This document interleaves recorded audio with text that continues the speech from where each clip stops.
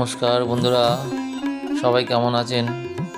আশা করি যে যেখানে আছেন ভালো আছেন এবং সুস্থ আছেন। গৌতম পিঙ্কির পরিবারে আরেকটি নতুন ভিডিওতে আপনার সবাইকে স্বাগত জানাই।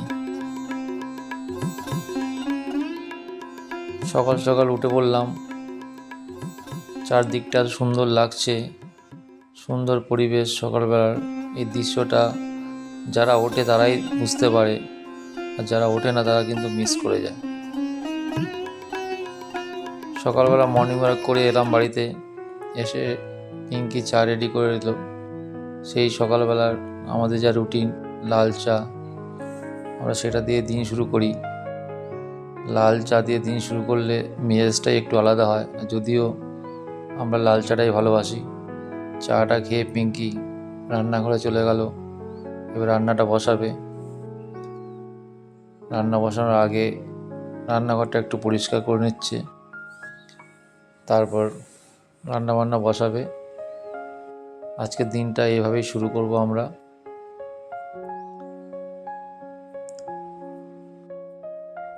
রান্নাঘর পরিষ্কার করে পিঙ্কি ভাত বসিয়ে দিল। আজকে এমনিতেই মঙ্গলবার, আমাদের নিরামিষ রান্না হবে। আর এমনিতেও ছেলের আজ পরীক্ষাও আছে, তো ছেলে পরীক্ষা দিতে যাবে, যার জন্য তাড়াতাড়ি সকাল সকাল রান্নাটাও বসিয়ে দিল। আজকে ছেলের অঙ্ক পরীক্ষা আছে, তো ছেলে একটু টেনশানেই আছে। আমরাও যদিও টেনশানে আছি, সেই জন্য সকাল সকাল রান্নাবান্না বসিয়ে দিল। ছেলে খেয়ে দিয়ে আবার স্কুল যাবে পরীক্ষা দিতে। আর আমি এদিকে আমার যেরকম বজরংবলীর পুজো করি প্রত্যেক মঙ্গলবার, আপনারা জানেন, আমি আমার পুজো টুজো করে রেডি হয়ে গেছি। আমার বজরংবলীকে কেমন লাগছে সবাই কমেন্টসে জানাবেন।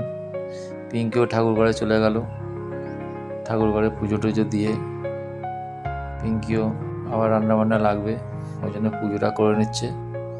সকালবেলা পুজোটা করলে বন্ধুরা সারাদিনটা খুব সুন্দর যায়, মনটাও খুব ভালো থাকে, এটা আমরা সবাই জানি। ওই জন্য সকালবেলা পুজো টুজো করে পিঙ্কি আবার রান্নাঘরে ঢুকবে।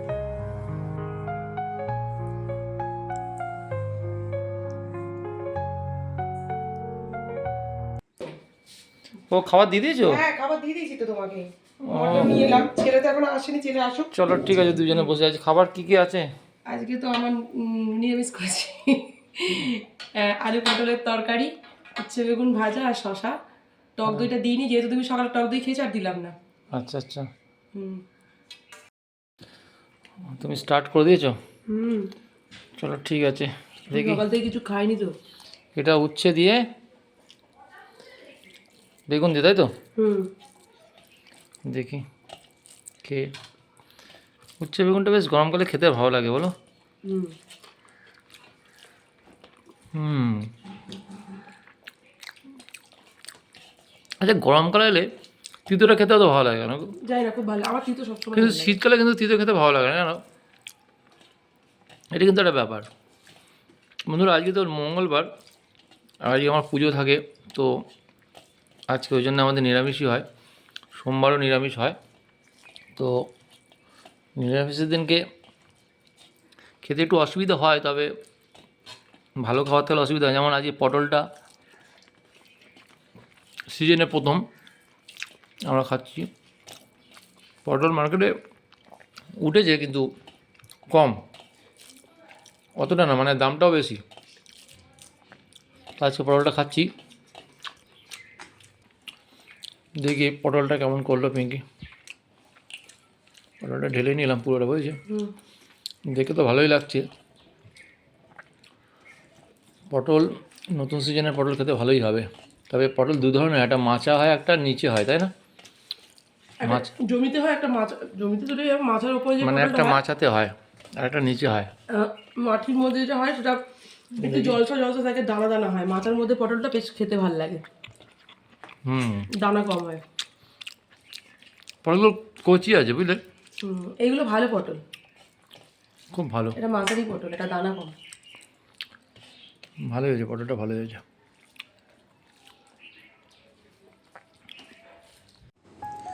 বন্ধুরা, শীতকাল তো চলে গেছে, তো কম্বল, লেপ, যেখানে যা গরম জিনিসপত্র আছে সেগুলো তুলতে হবে।